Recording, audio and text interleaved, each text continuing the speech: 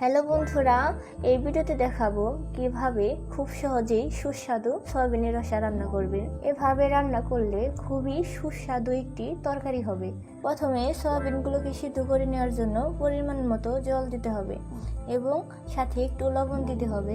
এরপর সয়াবিনগুলো দিয়ে 1 মিনিটের জন্য ঢেকে রাখতে হবে যাতে সয়াবিনগুলো ভালোভাবে সিদ্ধ হয়ে যায়। সয়াবিনগুলোকে সিদ্ধ করতে কিন্তু বেশি সময় লাগবে না, 1 থেকে 1.5 মিনিট এর মধ্যেই সিদ্ধ হয়ে যাবে। এরপর সয়াবিনগুলো নামিয়ে ঠান্ডা জল দিয়ে ধুয়ে নিতে হবে এবং ভালোভাবে হাত দিয়ে চিপে নিতে হবে। কিছু সয়াবিনের মধ্যে বালি থাকে, এর জন্য এগুলো ভালোভাবে ঠান্ডা জল দিয়ে ধুয়ে নিতে হবে। সয়াবিনগুলোকে ভেজে নেওয়ার জন্য পরিমাণ মতো লবণ, হলুদের গুঁড়া, লঙ্কা গুঁড়া, ধনিয়া গুঁড়া এবং সামান্য একটু তেল দিয়ে মাখিয়ে নিতে হবে। আমি আপনাদের অল্প পরিমাণে রান্না করে দেখাচ্ছি, মোটামুটি 4-5 জন মানুষ খেতে পারবে। আপনারা যদি এর থেকে বেশি পরিমাণে রান্না করেন তাহলে মশলার পরিমাণটা বাড়িয়ে দেবেন।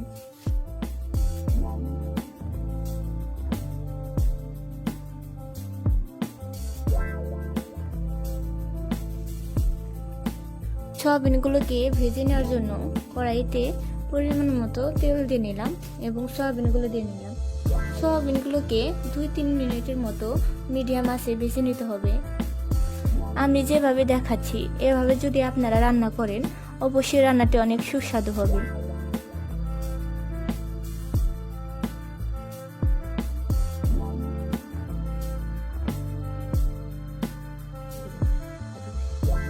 ভাজি করা শেষ, এখন একটি মশলা তৈরি করে নেব। 1 চামচ মরিচের গুঁড়া, 1 চামচ হলুদের গুঁড়া এবং 1/2 চামচ ধনিয়া গুঁড়া নিয়ে অল্প একটু জল দিয়ে ভালো করে মিশিয়ে নিই।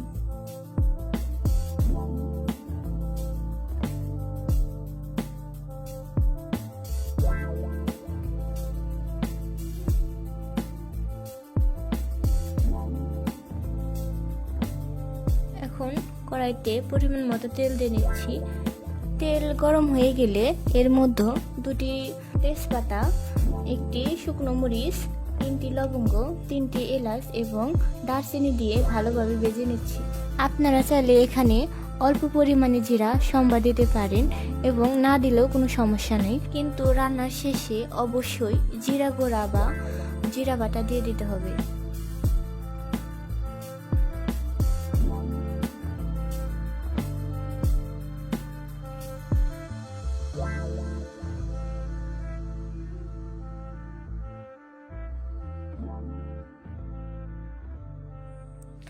ভাজা হয়ে গেছে, এখন এর মধ্যে কিছু আলু দিয়ে নিচ্ছি।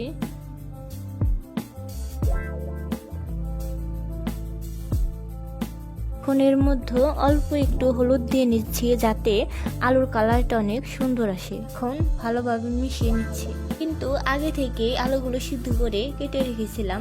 আপনারা চাইলে আলুগুলো সিদ্ধ করে কেটে নিতে পারবেন অথবা সিদ্ধ ছাড়াও কেটে নিতে পারবেন। এখন এর মধ্যে 4-5টা কাঁচামরিচ দিয়ে নিচ্ছি। আমি কিন্তু কাঁচামরিচগুলো পরে দিয়েছি, কারণ আগে দিলে কাঁচামরিচগুলো পুড়ে যাওয়ার সম্ভাবনা থাকে। যদি আলুগুলো সিদ্ধ করা ছাড়া ভাজেন অবশ্যই আলুগুলো একটু সময় নিয়ে ভাজবেন।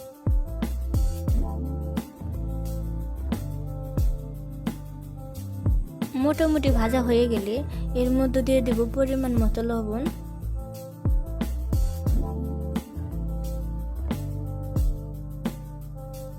এখন আগে থেকে বানিয়ে রাখা মশলাটা দিয়ে দেব।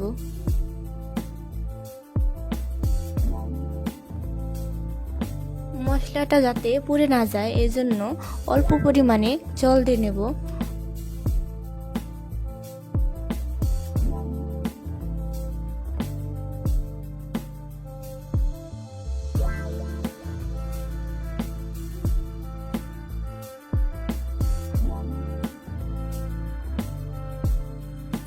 এখন এর মধ্যে 1/2 চামচ আদা বাটা দিয়ে খুব ভালোভাবে নেড়ে চেড়ে নিচ্ছি।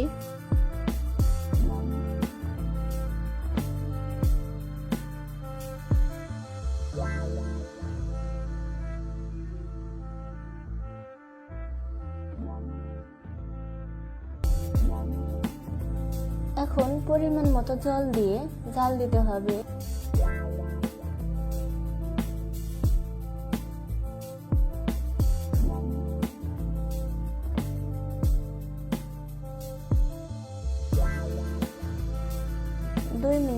ঢাকনা দিয়ে ঢেকে জাল দিতে হবে। জল ভালোভাবে ফুটলে এরপর ভেজে রাখা সয়াবিনগুলো দিয়ে দিতে হবে।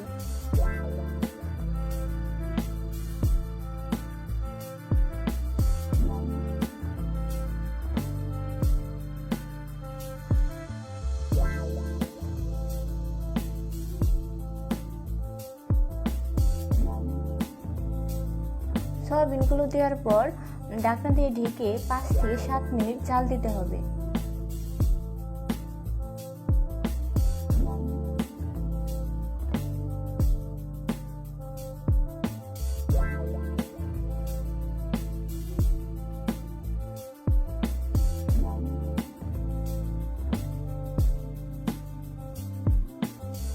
রান্না প্রায় শেষের দিকে। এখন এর মধ্যে দিয়ে দেব হাফ চামচ জিরা বাটা, অল্প পরিমাণে এলাচ বাটা।